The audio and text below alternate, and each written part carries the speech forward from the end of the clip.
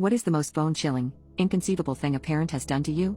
My husband and I got married in 2002 and had our son, Brian, 10 months later. In May 2004, we welcomed our twin girls, Mary and Lisa. My family was beautiful. Every time I took a picture of us, we looked like the families in the stock photos you can Google. However, I can no longer look at the pictures of us because it makes my stomach churl. When my twin girls were born, we had no issues in the hospital. They were born right on their due date, and passed all their postnatal tests with stellar stats. But when we got home we noticed that Mary was developing a rash. I hadn't really dealt with allergies in kids since my son didn't have them, and neither did any child or adult in my entire family. I wasn't sure what it was. I thought that maybe she just had sensitive skin like me. It took 3 months to figure it out. During that time, her allergic reactions got more and more severe. Eventually, we figured out Mary was allergic to coconut. The doctors told us that it was a particularly rare allergen, so it wasn't on any of the skin test panels they ran. When we found out what she was allergic to, we were relieved. So relieved.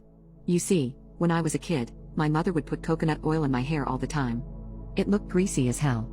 I hated it, and once I was old enough to start doing my own hair, I never put that stuff in my hair again. Imagine the irony when I found out I had a daughter with a severe allergy to the one thing I hated my entire life. We told my mother, and she laughed as well.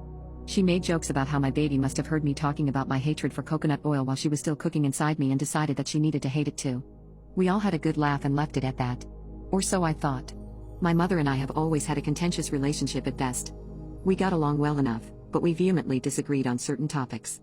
As far as raising my kids, my mother was hands-off and respected all of my decisions, even if she didn't like them sometimes. The only thing she continually got on my case about was the coconut oil thing. You see, my girls had very textured and curly hair. It was a little on the rough side, and my mother always insisted that a little bit of oil would make the curls soft and more defined. I always said no. I cannot understand how she did what happened next.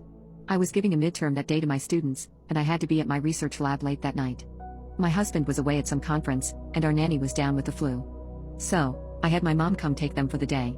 My son was almost 3 years old, and the girls were a year and a half old. Overnight visits with my parents weren't exactly common, but they weren't unusual either. They had always come back from these visits very happy and well taken care of, so I had no second thoughts about leaving them with my parents. They spoke to me on the phone after their lunch, and then, around 5 p.m., we video chatted. The kids were also happy and healthy. I got home around 10:30 p.m. that night and called my mom to see if the kids were up by any chance so I could say good night. I missed the kids by about 20 minutes. They'd already gone to bed. So, I talked to my mom for a little bit, but she's a pretty early sleeper too, so we hung up and went to bed. I woke up around 5 a.m. the next morning to go pick up my husband from the airport at 6. I picked up my husband, and neither one of us was very hungry yet, so we thought it'd be a nice treat to pick up the kids first and go to brunch with my parents.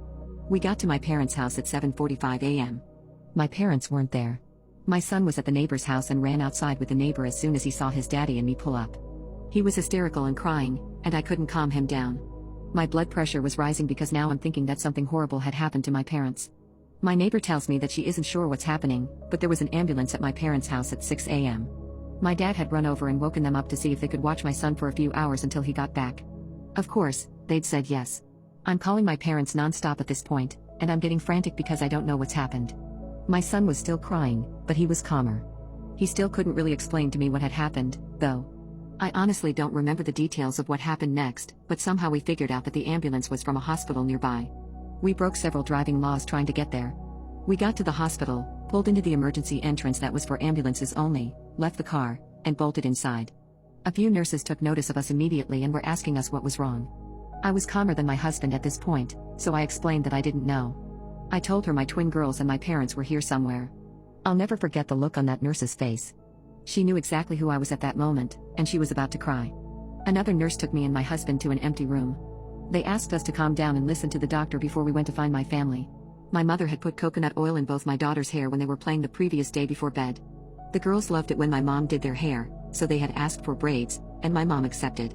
She put coconut oil in both their hair because it would make for smoother braids. According to my son, Mary started to get a little dizzy and itchy when my mom was doing her hair. So my mom gave her some kids' Benadryl, which made her sleepy.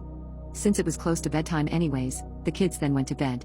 Giving her Benadryl was something we did whenever she had a mild reaction, since it usually meant she accidentally came across some coconut from a secondary source. We also showered her from head to toe immediately to erase any lingering traces of it.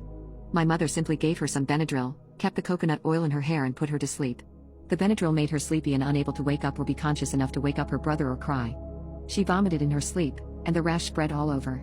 Her little body was swollen to twice the size. She had asphyxiated in her sleep. She died painfully and slowly in the early hours of the morning. My mother had found her when she went to check on the kids in the morning around 7 a.m. She was already dead by then. My mother screamed, called for my dad, and that's when they went to the hospital. My dad hadn't known about the coconut oil until my mom explained. To this day, I've never seen my father so angry. At the hospital, he was unable to look at my mother, out of fury, or me, out of shame. They had rushed to the hospital hoping there was some way to save Mary and to get Lisa checked out immediately since he thought she might have a mild allergy as well. I can't even explain to you the emotions my husband and I felt. I remember seeing my little girl and just being in denial. There was no way that she was gone. This had to be a horrible, horrible nightmare. The following days, the funeral, and explaining to my other kids what had happened are events I still can't talk about. It just breaks a part of me. My mother was investigated, as was my entire family.